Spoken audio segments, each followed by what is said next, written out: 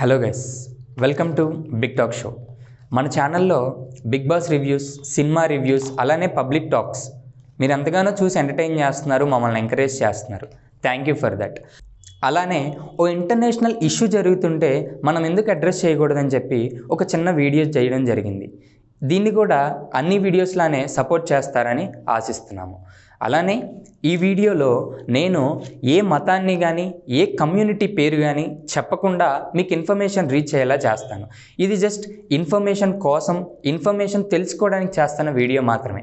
అలా అని ఏ మతాన్ని కానీ ఏ కమ్యూనిటీని కానీ కించపరచడమో తక్కువ చేయడమో అనేది మాత్రం మా ఉద్దేశం కాదు.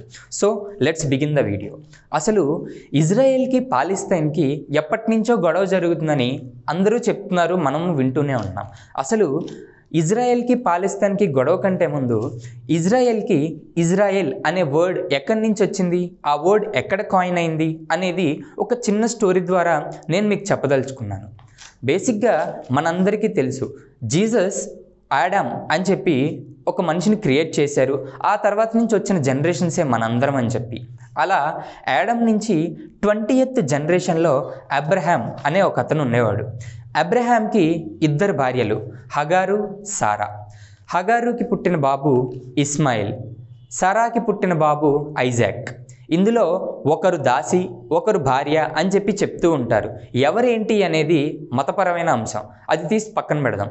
ఇక్కడ సారా అండ్ హగారు వీళ్ళిద్దరికీ పుట్టిన పిల్లల్లో ఒకళ్ళు ప్రామిసరీ చైల్డ్, అంటే దేవుడి బిడ్డ అనుకోవచ్చు. అతన్ని దేవుడు బలి ఇమ్మని చెప్పి కోరుకుంటాడు. అయితే బలి ఇద్దామని అబ్రహాం బలి ఇచ్చే టైంలో, నువ్వు నన్ను నమ్మకంగా నీ కొడుకునే బలిద్దాం అనుకున్నావు కాబట్టి ఫాదర్ ఆఫ్ ఫెయిత్గా నువ్వు పిలువబడతావు అని చెప్పి దేవుడు అబ్రహాంని కాయిన్ చేశాడు. అలా ఫాదర్ ఆఫ్ ఫెయిత్గా అబ్రహాం పిలువబడుతున్నాడు. ఇప్పుడు థింగ్ ఏంటంటే, ఐజాక్ని బలిద్దాం అనుకున్నాడు, ఐజాక్గే ఫాదర్ ఆఫ్ ఫెయిత్కి నిజమైన కొడుకు అని చెప్పి కొందరు అంటున్నారు. ఇస్మాయిలే అసలైన కొడుకు అని కొందరు అంటున్నారు. బేసిక్గా దేవుడిచ్చిన బిడ్డలో వీళ్ళిద్దరిలో ఒకళ్ళు ఉండేవాళ్ళు. ఇస్మాయిల్ అని నమ్మిన వాళ్ళందరూ ఒక కమ్యూనిటీలో ఉన్నారు, ఐజాక్ అని నమ్మిన వాళ్ళందరూ ఒక కమ్యూనిటీలో ఉన్నారు. వారు ఏ కమ్యూనిటీస్ అనేవి పక్కన పెడదాం. ఇప్పుడు ఐజాక్ యొక్క కొడుకు పేరే ఇస్రాయేల్. ఐజాక్ యొక్క కొడుకు పేరే ఇజ్రాయెల్. ఇస్రాయేల్కి 12 మంది సంతానం. ఆ 12 మందిలో ఒకరి పేరు యూదు. ఆ యూదు నుంచి వచ్చిందే ఈ యూదుల జనరేషన్ అంతా. ఇప్పుడు మీకు అర్థమై ఉంటుంది, అసలు ఇజ్రాయెల్ అనే వర్డ్ ఎక్కడి నుంచి వచ్చింది, ఈ యూదులు అనేవారు ఎక్కడి నుంచి వచ్చారు. సో ఇజ్రాయెల్కి సొంత బిడ్డలు అన్నమాట ఈ యూదులందరూ. సో ఇజ్రాయెల్ వాళ్ళ దేశం. ఇలా యూదుల్లో ఉన్న వాళ్ళలో వన్ ఆఫ్ ది పర్సన్ కూడా మరియమ్మ యూదుల్లో ఒకరే. అలానే మరియమ్మకు పుట్టినవాడే జీసస్ క్రైస్ట్. మనందరికీ తెలుసు, మరియమ్మ జీసస్ క్రైస్ట్కి జన్మనిచ్చిన తర్వాత యెహోవా పంపిన దేవుడి బిడ్డ జీసస్ క్రైస్టే అని నమ్మిన వాళ్ళందరూ క్రిస్టియన్స్ అయ్యారు, నమ్మని వాళ్ళందరూ యూదులుగానే మిగిలిపోయారు. ఇక్కడితో మనకి యూదులు, క్రిస్టియన్స్, అలానే ముస్లిమ్స్, ఈ 3 వర్గాలు వచ్చేసినాయి. సో ఇక్కడితో అసలు కథ ప్రారంభమవుతుందన్నమాట. ఇక్కడ ఇంకొక మెయిన్ థింగ్, ఈ 3 మతస్థులకి ఎందుకు జెరూసలేం అనేది ఒక ఇంపార్టెంట్ సిటీ అనేది చెప్పుకోవాలి. ఎందుకంటే ఈ యుద్ధానికి కారణం అక్కడితోనే మొదలైంది. ఎందుకు కారణం, ఎందుకు వీళ్ళకి అంత ఇంపార్టెంట్ జెరూసలేం అనేది అంటే, ఫస్ట్ థింగ్, టెంపుల్ మౌంట్ అని యూదుల రాజైన సోలమన్ కింగ్ యూదుల కోసం కట్టించిన మందిరం అన్నమాట. అది వాళ్ళకి ఎప్పటి నుంచో పవిత్ర మందిరంగా పరిగణించబడుతుంది. అలానే జీసస్ క్రైస్ట్ పుట్టింది బెత్లెహేంలో అయినా తనకి సిలువ వేయబడింది. అలానే తను 3 రోజుల తర్వాత మరలా తిరిగి వచ్చింది జెరూసలేంలోనే. అలానే మహమ్మద్ ప్రవక్త అల్ అక్సా అనే మసీదు నుంచే పరలోకానికి వెళ్ళారు అని చెప్పి చెప్తూ ఉంటారు. అది కూడా జెరూసలేంలోనే ఉంది. సో ఈ 3 మతాలకి జెరూసలేం అనేది ఎంతో ఇంపార్టెంట్, ఎంతో హోలీ ల్యాండ్ అన్నమాట. సో ఎప్పుడైనా సరే 2 వర్గాలకు కానీ 2 మతాలకు కానీ ఒక ప్రాంతమో, ఒక ఎమోషనో, ఒక దేవుడో ఒకే ఇదైనప్పుడు ఇలాంటివి సంఘర్షణలు జరుగుతూ ఉంటాయి. ఓకే, ఇప్పటి వరకు మతపరమైన సంభాషణలు విన్నాం. ఇప్పుడు కొంచెం హిస్టరీలోకి వెళ్దాం. హిస్టరీలో బాబిలోనియన్ అనే ఒక కింగ్డమ్ ఉంది. అది జూదుల మీద యుద్ధాన్ని ప్రకటించింది, యుద్ధం చేసింది. జూదులైతే ఓడిపోయారు. జూదులు ఓడిపోవడం చేత వలస వెళ్లాల్సి వచ్చింది. అది యూరోపియన్ కంట్రీస్కి. జూదులు ఇప్పుడున్న ఇజ్రాయెల్ ప్లేస్ నుంచి యూరోపియన్ కంట్రీస్ అంతా స్ప్రెడ్ అయిపోయి వాళ్ళ లైఫ్ స్టైల్ని స్టార్ట్ చేశారు. అలా వెళ్ళిపోవడంతో ఇక్కడ సౌదీ అరేబియా నుంచి ఇస్లామిక్ మతం కూడా ఎక్కువగా స్ప్రెడ్ అవ్వడం స్టార్ట్ అయింది. ఇస్లామిక్ మతం స్ప్రెడ్ అవ్వడం స్టార్ట్ చేసిన తర్వాత ఈ చుట్టుపక్కల ఉన్న ఈజిప్ట్ కానీ, జోర్డాన్ కానీ, సిరియా కానీ, లెబనన్ కానీ, ఇరాక్ కానీ వీటన్నిటిలో అరబ్ వాళ్ళు ఎక్కువగా ఉండేవాళ్ళు. అలా ఈ చుట్టుపక్కలంతా అరబ్ వాళ్ళు ఉండేవాళ్ళు. ఇప్పుడుంటున్న ఇజ్రాయెల్ పాలిస్తాన్లో కూడా అరబ్స్ ఎక్కువగా ఉండేవాళ్ళు. ఈ సోకాల్డ్ జూదులు యూరోపియన్ కంట్రీ అంతా స్ప్రెడ్ అయిన తర్వాత వాళ్ళకు ఒక సిగ్నిఫికెంట్ ఐడెంటిటీ లేదు అని ఫీల్ అయ్యారు. అది కూడా కొన్ని వందల సంవత్సరాల తర్వాత సిగ్నిఫికెంట్ ఐడెంటిటీ లేదు అని ఫీల్ అయ్యారు. అలానే అడాల్ఫ్ హిట్లర్ సెకండ్ వరల్డ్ వార్లో ఒక క్రిస్టియన్ అయినందువలన, అడాల్ఫ్ హిట్లర్ బేసిక్గా ఒక క్రిస్టియన్. ఇక్కడ మనం చూసాం మొదటి స్టోరీలో క్రిస్టియన్స్కి జూదులకి చిన్న సపరేషన్ ఉందని. అడాల్ఫ్ హిట్లర్ క్రిస్టియన్ అయినందువలన జూదుల్ని ఎక్కువగా హేట్ చేసేవాడు. అలానే ఒక హోలోకాస్ట్ కూడా చేసేవాడు. హోలోకాస్ట్ అంటే ఒక మాస్ నెంబర్ ఆఫ్ పీపుల్ని ఒకేసారి చంపేయడం అన్నమాట. అలా కొన్ని లక్షల మంది జూదుల్ని చంపేశాడు. ఎంతగా అంటే 1,80,00,000 మంది జూదులుంటే 60 లక్షల జూదుల్ని చంపేసే అంత కఠినాత్మకంగా వ్యవహరించేవారు హిట్లర్. అలా కొన్ని ఇన్సిడెంట్స్ జరిగిన తర్వాత మనకంటూ ఒక ల్యాండ్ ఉండాలి, మనకంటూ ఒక ఐడెంటిటీ ఉండాలి అని చెప్పి యూరప్ కంట్రీస్ నుంచి వాళ్ళందరూ జెరూసలేం తిరిగి వద్దామని డిసైడ్ అయ్యారు. దీనికి కూడా ఒక పర్టికులర్ ఇన్సిడెంట్ అయితే ఉంది. థియోడార్ హెర్జిల్ అనే ఒక జర్నలిస్ట్ జూడోస్టాట్ అని చెప్పి ఒక డిక్లరేషన్ అయితే ప్రకటించారు. ఇది జూదులకి సపోర్టివ్గా ఉంటుందన్నమాట. సపోర్టివ్గా అంటే జూదులకి ఒక ఐడెంటిటీ కోసం ఒక ల్యాండ్ కావాలి అనే థీమ్ ఇందులో ప్రస్తావించారు.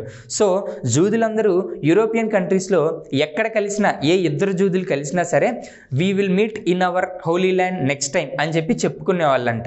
సో ఆ కాల్ అలా ఒకళ్ళ తర్వాత ఒకళ్ళు పాస్ చేసుకొని చివరికి మెల్లమెల్లగా అందరూ ఇజ్రాయెల్ తిరిగి వచ్చి స్థిరపడ్డారు.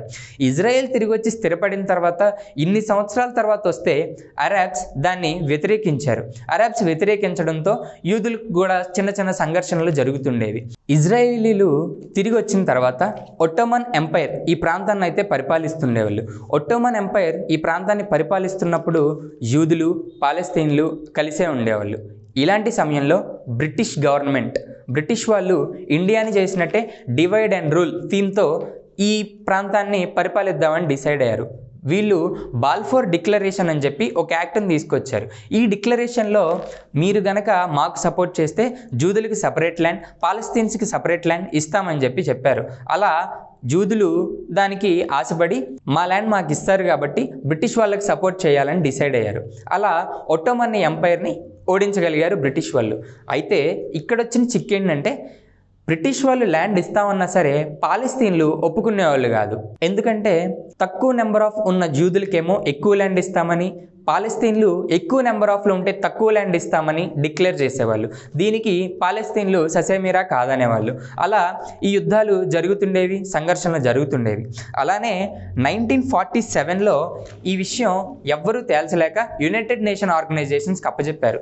యునైటెడ్ నేషన్స్ ఆర్గనైజేషన్ అఫీషియల్గా, లీగల్గా ఇజ్రాయెల్కి ఇండిపెండెన్స్ అయితే ఇచ్చింది. ఇండిపెండెన్స్ ఇచ్చిందే కాకుండా వాళ్ళ ల్యాండ్ అయితే వాళ్ళకి ఇచ్చారు. అయితే 1948లో ఇజ్రాయెల్కి ఇండిపెండెన్స్ వచ్చింది. 1948లో ఇండిపెండెన్స్ వచ్చిన నెక్స్ట్ ఇయరే పాలస్తీన్లు ఇజ్రాయెల్ మీద యుద్ధం చేశారు. అది కూడా ఈజిప్ట్, సిరియా, లెబనన్, జోర్డాన్ ఈ 4 ఒక పక్క ఉంటే ఇజ్రాయెల్ మాత్రం ఒక పక్కే ఉండేది. ఇప్పుడు మనం చాలా న్యూస్ ఛానల్స్లో వింటుంటాం, ఇజ్రాయెల్ ఎందుకంత పవర్ఫుల్ కంట్రీ, ఇజ్రాయెల్కి ఎందుకంత పవర్ఫుల్ మిలిటరీ ఉంది, ఇలా సాధ్యమని. సో ఇనిషియల్ డేస్లో ఇజ్రాయెల్ ఎప్పుడైతే వచ్చి స్థిరపడిందో అప్పుడు జోర్డాన్, ఈజిప్ట్, సిరియా ఇవన్నీ కలిసికట్టుగా ఇజ్రాయెల్ మీద యుద్ధాన్ని ప్రకటించేవి. అప్పుడు ఇజ్రాయెల్ ఒక్కటే వీటన్నిటితో పోటీ పడేది. 1948లో ఇవన్నీ ఇజ్రాయెల్ మీదకి వచ్చినప్పుడు ఇజ్రాయెలే గెలిచింది. అలానే 1967లో 6 days వార్ అని ఒక వార్ జరిగింది. ఈ వార్లో ఇజ్రాయెల్ గెలవడమే కాదు తనెంత పవర్ఫుల్లో కూడా చూపించుకుంది. ఇక్కడ ఇజ్రాయెల్కి ఈజిప్ట్, జోర్డాన్, సిరియా ఈ మూడిటికి యుద్ధం జరిగింది. ఈ మూడు ఒకవైపు ఉంటే ఇజ్రాయెల్ ఒక్కటే ఓ వైపు ఉండి ఈ మూడింటిని ఓడించింది. ఇక్కడ మనం చెప్పుకోవాల్సిన పాయింట్ ఏంటి అంటే ఇజ్రాయెల్ ఈజిప్ట్ నుంచి సినైన్ పెనిన్సులా, గాజా స్ట్రిప్ని అయితే ఆక్యుపై చేసుకుంది. అలానే జోర్డాన్ నుంచి వెస్ట్ బ్యాంక్, ఈస్ట్ జెరూసలేంని ఆక్యుపై చేసుకుంది. అలానే సిరియా నుంచి గాలాన్ హైట్స్ అనేవి కూడా ఆక్యుపై చేసుకుంది. అంటే యుద్ధం గెలవడమే కాదు, ఎప్పటికప్పుడు యుద్ధం చేస్తూ తన క్యాపబిలిటీని కూడా చూపించుకుంటుంది, ఏరియాని పెంచుకుంటూ కూడా. ఇలా ఇప్పుడు ప్రస్తుతానికి Gaza strip and west bank ఈ రెండే పాలస్తీన్లో భాగం అన్నమాట. మిగతాదంతా ఇజ్రాయెల్లోనే ఉండేది. ఇంకొక ముఖ్యమైన యుద్ధం 1973లో యోమ్ కిప్పూర్ వార్ అని జరిగింది. యాక్చువల్లీ ఈ యుద్ధం ఇజ్రాయెల్కి, ఈజిప్ట్కి, సిరియాకి అండం కంటే కూడా అమెరికాకి, రష్యాకి ఉన్న యుద్ధం అని చెప్పాలి. ఎక్కడో అమెరికా, రష్యాకు ఉన్న యుద్ధం గురించి మనందరికీ తెలిసిందే. ఆ రెండింటి మధ్య ఉన్న యుద్ధం ఈ రెండింటి మధ్య యుద్ధం జరిగేలా తావు తీసిందనమాట. సో అమెరికా ఇజ్రాయెల్కి సపోర్ట్ చేస్తే రష్యా ఈజిప్ట్కిను, సిరియాని సపోర్ట్ చేశాను. ఇజ్రాయెల్ హిస్టరీ ఏంటి, అది ఎలా వచ్చింది అనేది ఇప్పటిదాకా చూసాం. అలానే అది యుద్ధాలు ఎలా గెలిచింది, తన క్యాపబిలిటీని ఎలా ప్రూవ్ చేసుకుందని కూడా విన్నాం. ఇప్పుడు ఆల్ ఆఫ్ సడన్గా ఇది ఎందుకు వచ్చింది, ఇప్పుడు ఈ యుద్ధం ఎందుకు స్టార్ట్ అయిందో చెప్తాను. యాక్చువల్లీ హమాస్ అనే పార్టీ పాలస్తీన్లో ఉండేది. ఇక్కడ మనం గాజా స్ట్రిప్, వెస్ట్ బ్యాంక్ అని పాలస్తీన్లో 2 పార్ట్స్ ఉండేవి. గాజా స్ట్రిప్లో హమాజ్ అనే పార్టీ గవర్నెన్స్ చేస్తూ ఉండేది. హమాజ్ అనే పార్టీ ఒక టెర్రరిస్ట్ కైండ్ ఆఫ్ పార్టీ అని చెప్పి ఎన్నో దేశాలు ముద్ర వేశాయన్నమాట. సో హమాజ్ పార్టీ కూడా ఇజ్రాయెల్ని మ్యాప్లో లేకుండా తుడిచేస్తామని చెప్పి ఎన్నోసార్లు ప్రామిస్ చేస్తూ ఉండేది. ఇక్కడ హమాజ్ పార్టీ ఎప్పటికప్పుడు ఇజ్రాయెల్ మీద దాడులు చేస్తూ ఉండేది. అలానే ఇప్పుడు దాడి చేయడానికి కూడా కారణం, అది కూడా ఒక ఓవర్ నైట్లో 5000 మిజైల్స్ని ప్రయోగించడానికి కారణం ఏంటి అంటే యాక్చువల్లీ 2020, 21, 22 జెరూసలేంలో జరిగే అతిపెద్ద పండగకి mass number of people attend అవ్వలేకపోయారు. 2023లో జెరూసలేం వీళ్ళందరికీ హోలీ ప్లేస్ కాబట్టి అక్కడ ఎక్కువ నెంబర్ ఆఫ్ పీపుల్ వస్తారు. మనం ఏ దాడి చేసినా ఐడెంటిటీ ఉంటుంది, ఇంటర్నేషనల్గా ప్రపంచంగా గుర్తింపు వస్తుంది. సో ఇజ్రాయెల్ మీద మనం చేసే దాడి అందరికీ తెలుస్తుందని చెప్పి హమాజ్ పార్టీ ఒక్క నైట్లోనే ఇజ్రాయెల్ మీద దాడి చేయడం స్టార్ట్ చేసింది. అప్పటికి మనం చెప్పుకున్నాం ఇజ్రాయెల్ ఎంతో స్ట్రాంగ్ కంట్రీ అని. అలా ఇజ్రాయెల్ తన మీదకు వస్తున్న మిజైల్స్ని డియాక్టివేట్ కూడా చేసింది తనకున్న టెక్నాలజీలో. కానీ ఎంతోమంది సివిలియన్స్, అమాయకులైతే బలైపోక తప్పదు. అలానే ఇజ్రాయెల్ ప్రైమ్ మినిస్టర్ కూడా వెరీ నెక్స్ట్ డే ఇలా యుద్ధానికి సిద్ధం కండి అని చెప్పి వాళ్ళ పీపుల్కి అయితే ప్రకటించారనమాట. అంటే యుద్ధాలు ఇజ్రాయెల్కి కొత్త ఏమీ కాదు. బట్ ఎంత కొత్త కాదనుకున్నా, ఎంత స్ట్రాంగ్ కంట్రీ అయినా సరే చనిపోయేది సివిలియన్స్, ఆడవాళ్ళు, చిన్నపిల్లలు అనిపించినప్పుడు పీస్కి ఎక్కువ తావివ్వాలి. ఎందుకంటే ఓ మనిషి న్యాచురల్ డిజాస్టర్ వల్లనో, న్యాచురల్ డెత్తో అయితే ఓకే, అలా అని చెప్పి ఒక కమ్యూనిటీ వల్లనో, మతపరంగానో, ఇలాంటి వార్స్లోనో చనిపోవడం ఎంతో బాధాకరమైన విషయం. దట్స్ ఇట్ గైస్, ఇది ఇవాల్టి వీడియో. ఇజ్రాయెల్ పాలస్తీన్ ఇష్యూ గురించి తెలుసుకున్నాం. అలానే అక్కడ యుద్ధ వాతావరణం చక్కబడాలంటే మనం పంపించేది మన హోప్స్ అండ్ ప్రేయర్స్ మాత్రమే. సో ఎంత త్వరగా కుదిరితే అంత త్వరగా ఆ యుద్ధం అనేది ముగియాలని, వాళ్ళ మధ్య సమస్యలు కూడా తీరాలని చెప్పి ప్రే చేద్దాం. అండ్ ఇలాంటి ఇన్ఫర్మేషన్ వీడియోస్తో ఇదే బిగ్ టాక్ షోలో కలుద్దాం. అంటిల్ దెన్ సైనింగ్ ఆఫ్, నేను మీ పవెల్.